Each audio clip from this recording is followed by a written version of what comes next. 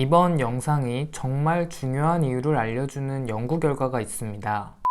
당뇨를 초반 10년 관리하고 이후 소홀해진 집단 vs 10년 이후부터 빡세게 관리한 집단, 이렇게 두 그룹이 있습니다. 어느 쪽이 더 건강했을까요? 전자일까요? 후자일까요? 답은 전자입니다. 첫 10년을 관리한 집단이 이후 관리한 집단보다 합병증이 덜 했다는 결과가 나왔습니다. 그만큼 당뇨는 초기에 발견하여 초기에 관리하는 것이 정말 중요합니다. 그런데 당뇨병은 초기에 몸이 엄청나게 아프거나 합병증이 바로 나타나지 않아서 신경 쓰지 않으면 자신이 당뇨라는 사실을 알지 못하고 방치하는 경우가 많습니다. 이런 사람은 결국 평생을 협심증, 심근경색, 뇌졸중 같은 합병증을 걱정하며 노후를 보냅니다. 하지만 초기에 발견한 사람들은 일찍부터 꾸준한 관리를 통해 큰 걱정 없이 느긋한 노후를 보내게 됩니다.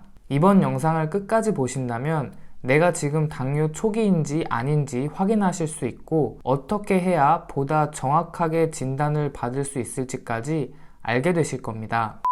당뇨 초기 증상 첫 번째는 평소보다 목이 자주 마르고 물을 자주 마시게 되는 것입니다. 혈당이 높아지면서 과도한 당분을 몸 밖으로 내보내니 몸은 수분이 부족하다고 느낍니다. 그래서 입이 마르고 갈증을 느껴 물을 많이 마시게 됩니다. 당연히 그럼 소변도 더 자주, 더 많이 보게 됩니다. 정상인은 소변이 하루 1.5리터 정도인 반면에 당뇨 환자는 3리터가 넘는 경우도 있습니다. 평소보다 목이 자주 말라 물을 많이 마시고 있다면 당뇨를 의심해 봐야 합니다. 추가로 소변에 거품이 많아지는 것도 당뇨병을 의심해 볼 만한 증상입니다.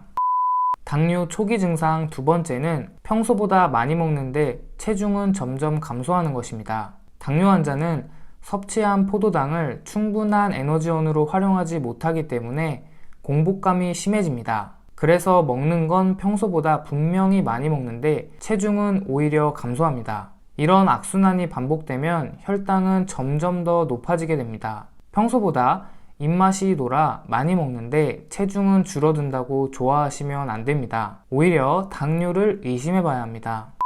당뇨 초기 증상 세 번째는 별로 한 것도 없는데 평소보다 피로감을 느끼는 것입니다. 피로감을 느끼는 것을 단순히 나이 탓으로만 돌리는 분들도 있습니다. 하지만 이런 피로감을 좀 더 예민하게 체크하시기 바랍니다. 당뇨는 그 자체가 사실 피로를 부르는 질환입니다.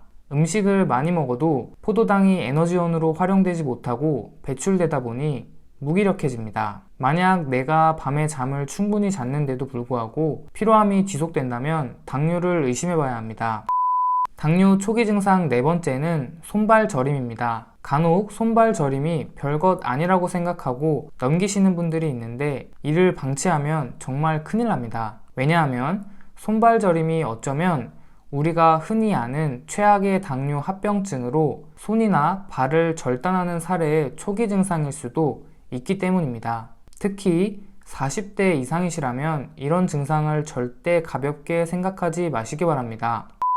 마지막으로 이런 증상들이 있어 혹시 내가 당뇨인지 알고 싶으시다면 바로 혈당 검사를 하시기 바랍니다. 공복 혈당 126, 식후 2시간 후 혈당 200 이상이면 당뇨입니다. 추가로 좀 더 정확한 진단을 원하시는 분들을 위해 한 가지 더 말씀드리겠습니다. 현재 국가건강검진에서 진행하는 공복 혈당 검사만으로는 당뇨 초기이신 분들까지 찾아내긴 어렵다고 합니다. 이런 경우 셀프로 식후 혈당도 재보시고 병원에서 당화혈 색소 검사, 경구 포도당 부하 검사를 하시면 좋습니다. 당뇨는 초기 발견이 정말 중요하기 때문에 좀 번거롭더라도 의심이 된다면 반드시 해보시기 바랍니다. 다음엔 당뇨에 좋은 음식과 피해야 할 음식에 관한 영상도 다뤄보겠습니다. 영상 내용이 유익하셨다면 구독과 좋아요 부탁드리겠습니다. 오늘도 영상 봐주셔서 감사합니다. 더 건강한 이야기로 돌아오겠습니다.